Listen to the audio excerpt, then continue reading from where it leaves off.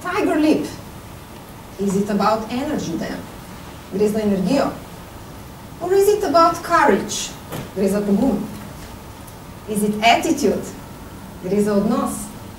Is it about that things can and shall be done differently? So what I wanted to do today is instill something in you about the Tiger Leap, okay? And I've got about an hour to do that. And I've got about an hour to potentially, if I'm very lucky, change your life forever. When I started this initiative 6 years ago, I kept asking myself the question, not what is management? And I wasn't asked the question, what is leadership? I was asking the question, what's next? What's beyond leadership? What's the next step? What's the future that we need in order to be successful in the 21st century? Okay? Back then, when I encountered the extreme focus on numbers, the extreme focus on results and profitability in very short cycles, the intensity of the pressure being put on the people side of the business would continuously increase. Because all that mattered, the only thing that mattered were the numbers and the results, and everything else was secondary. And at that point in time, I said, it can't be the future, especially of leadership, that all that matters is numbers and all that matters is results. Where's the human element? Where are things and values that are important to all of us? And a big piece of that was dignity and respect and trust and appreciation for what people do every single minute of every single day in the companies that they're at. And in most of the companies I was at, I didn't see any respect, any trust, any dignity.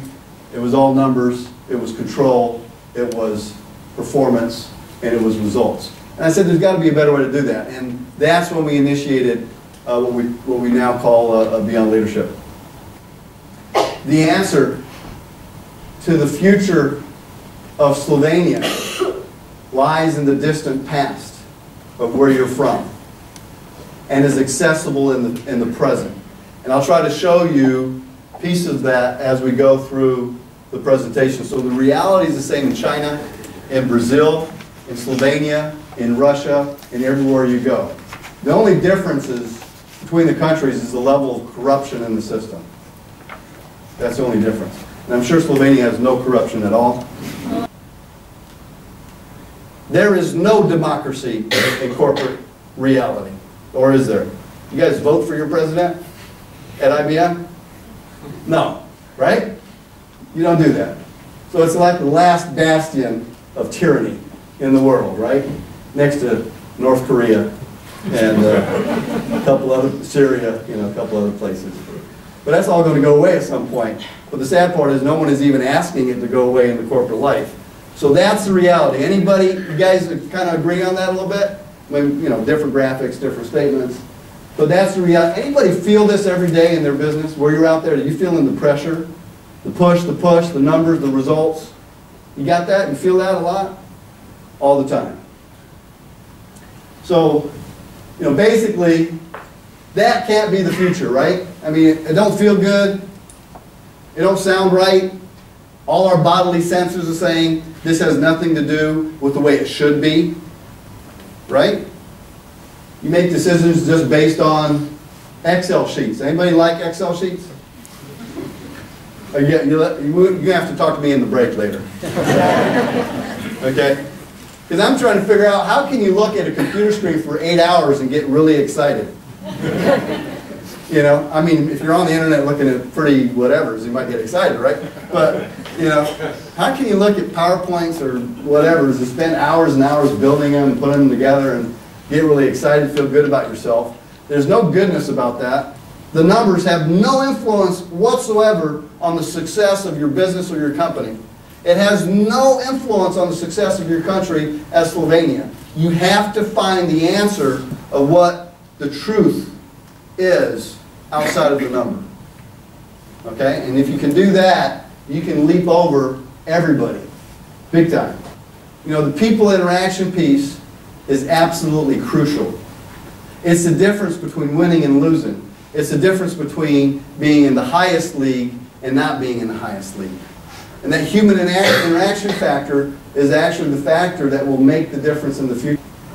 Every time I meet a CEO, and I do that every 3, 4, or 5 weeks, I meet a CEO, I ask them a question. One of the questions I ask them is, how often this week have you sat down with employees? You know? Or how often this week have you sat down with your customers? And I'm not talking about CEO and CEO on a golf course talking about their boats. That doesn't count. You know? And the answer I usually get is, I don't have time. I got more important things to do. The capitalist system has gotten us into a numbers-driven reality. It is a numbers-driven reality. I don't care what the numbers are, what the KPIs are, what the dashboards are, okay? If you can figure out the answer of what would allow you to generate 20, 30% more growth than anyone else, 40, 50, 60% more profit than anyone else, and a bigger return than ever in the history of your country, you would have something of value. And because everyone else is so stuck in the existing system, whoever figures it out first is going to have an advantage. And the way you figured it out is understanding what drives performance the most. Is it numbers that drives performance the most, or people that drive performance the most? We all know the answer is people, right? The issue. But if I ask companies today, what is the leadership model that you utilize so that your leadership influences this interaction quality, so that the interaction quality gives you a high level of engagement and motivation and inspiration so that you can perform better than everybody else? And the answer in 99% of the cases is you go, we don't have a model, Patrick. I said, why not? So we just let, people should lead the way they lead. And if 10 people are bound to each other strongly and someone from the top says something that makes no sense, that's stupid to do, that actually means you have to mistreat someone else, would that team of 10 do it? Or would they say no? They would say no. They would say, no way we're going to do that. And if it was 100,000 people, how many no's would you be getting? You'd get 100,000 no's.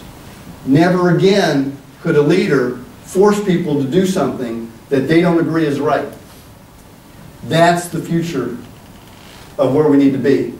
And once you have achieved that level of interaction quality, once you have that performance potential, you will achieve better and higher results than anyone else. Am I correct? You would achieve that. Now, if you have the opportunity to consciously do that, not just do it because you're a charismatic leader, not just do it because you really care. It's your company. You care about your people. They know that you care. If the people know that you're willing to give your life for the people, will they give their life for you? Because if you can find a mechanism that would allow you to tap into the strength and the power of your culture in the youngest country in Europe, if you could tap into that and identify something that you haven't yet identified as a country and as a culture, something that makes you uniquely Slovenian, something that goes all the way back to King Arthur and the Knights of the Round Table and Percival, who was on a quest, right? What was his quest? The quest for the Holy Grail. That's the Holy Grail. That's my lifelong quest for the answer to that question of what would we have to do to have that quality and level in every interaction in every single company. When my children start working in 10 years from today, I want to guarantee that they have that level of dignity and respect and appreciation in every job that they do, in every day that they're at that job. It's not about coming to work motivated and inspired. It's about going home motivated and inspired so that you make more babies for the next generation that has to come out of the demographic problem that we've got, right? The bottom line of all that is if you can take the common sense that we've talked about and actually establish that in every single team, in every single organization, in every single company. Imagine that the interaction between the companies in this country were that way. Imagine if the energy guys and the technology guys and the government guys and everybody else, and girls, of course, for American guys, includes everybody, right? If all of you were engaged with the common purpose of making this country successful, of making it successful for the next generation of Slovenians, to be an example for the rest of the EU and the rest of the world, that you can leap beyond what the capitalistic model offers today. That you can take a big, big step, which you need courage to make that step, because you know it's common sense, but we don't behave that way. If you can make that big, big step, each individual company that does so is going to be more successful. That's not enough. You've got to make sure that every company in this country that has a worthy cause and a just cause to fight for has the ability to utilize that type of model. It's the model of the future. In 10 years, and 20 years, and 30 years, if we're going to survive as a planet, this is going to be the future model of interaction, because the younger generation will no longer accept disrespect and disappreciation in the workplace. They'll go work somewhere else. And many of them will work virtually for hundreds of companies at the same time. So you have to figure out what the answer is and then start applying that answer in your environment.